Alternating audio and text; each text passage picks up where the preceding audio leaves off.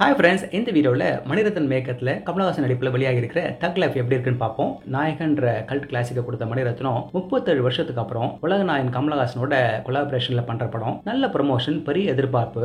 அதோட படத்துக்கு போகிறோம். படம் ஒரு இன்டென்ஸான ஃபைட் சீக்வன்ஸோட ஆரம்பிக்குது. பிளாக் அண்ட் ஒயிட்ல ஷூட் பண்ணியிருக்காங்க. செம்ம எனர்ஜி, மணிரத்னம் ஸ்டைலு.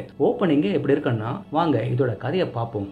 ரங்கராய சக்திவேலும் அவரோட அண்ணன் மாணிக்கமும் ஓல்ட் டெல்லியில் துப்பாக்கி கைமா சுத்துற பெரிய கேங்ஸ்டர்ஸ். ரங்கராய சக்திவேல் எத்தனையோ வாட்டி இந்த என் கதவை தட்டியும் தோத்து தான் போயிருக்காருன்னு சொல்ற ஆளு. இப்படி இருக்க இன்னொரு கேங்ஸ்டர் சதானந்த் தான் இவங்களோட பரம எதிரி. ஏன்னா அவனோட துரோகத்தில் நடந்த ஒரு போலீஸ் ஷூட் அவுட்ல தான் தற்செயலா குறுக்க வந்த ஒரு அப்பாவி நியூஸ் பேப்பர் வெண்டர் புல்லட் பட்டு இறந்து போறான். அதனால அமர் என்ற சின்ன பையனும் அவன் தங்க சந்திராவும் அனாதையாகிறாங்க. அந்த கலாட்டாவில் சந்திராவை கண்டுபிடிக்க முடியல. ஆனா சக்திவேல் கையில அமர் கிடைக்கும் போது அவனை தன் சொந்த குழந்தைய வளர்க்குறாரு. அமர் வளர்ந்து சக்திவேலுக்கு ரைட் ஹேண்டா இருக்கான். சரி, கேங்ஸ்டரா இருந்தா எதிரிகளும் திடீர் மோதல்களும் இருக்கத்தானே செய்யும். ஒரு துரதிருஷ்டவசமான சம்பவம் அமரை சக்திவேலுக்கு எதிராக திருப்பது. ஆனா மொத்த ஆளுங்களும் சக்திவேலை கொல்ல துடிக்கிற அளவுக்கு அப்படி என்ன சம்பவம்? அப்போ ரங்கராய சக்திவேலை ஏமா அழைச்சிட்டு போறதுல இந்த தடவையாவது ஜெயிப்பாரான்னு சொல்ல வரதுதான் இதோட மீதி கதை. அனாதையான பையன் பெரிய கேங்ஸ்டர்னு போற கதை கொஞ்சம் நாயகன் சாயல் இருக்குல்ல. முக்கியமா இந்த ஃபர்ஸ்ட் ஆஃப் கொஞ்சம் அப்படித்தான். இதுல மணிரத்னம் முதல்ல சக்திவேலோட கேரக்டரையும் அவர் உலகத்தையும் செதுக்குறாரு. அடுத்து அமரோட கேரக்டரையும் இவங்களுக்குள்ள இருக்கிற ரிலேஷன்ஷிப்பை செட்டில் எஸ்டாப்ளிஷ் பண்றாரு. இன்டர்வெல்ல ஒரு முக்கியமான விஷயம் நடக்குது. இதை தொடர்ந்து சக்திவேல் கதவை திரும்ப யமன் தட்டத்தை பார்க்குறோம். இதுக்கடுத்து எல்லாமே கடகடன்னு நடந்து போகுது. இது ஏதோ மணிரத்னமும் கமலஹாசனும் அவசர அவசரமா கதையை எழுதுற மாதிரி இருக்கு. யமனை டூருக்கு அனுப்புன மாதிரி யதார்த்தத்தை மீறின சில சம்பவங்களை பார்க்குறோம். 4 புல்லட் உடம்புல சொருகி பாறை மரக்கலையில் அடிபட்டு விழுந்தும் மனுஷனுக்கு ஒன்றும் ஆகல.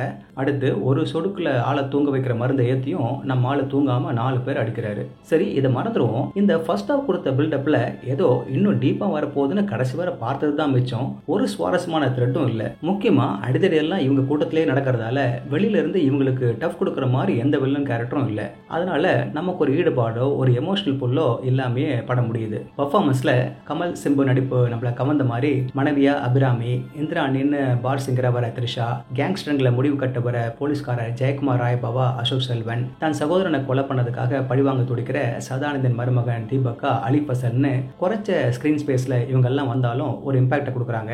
இதுல த்ரிஷா பாட் இல்லைனாலும் ஒன்றும் ஆகியிருக்காது.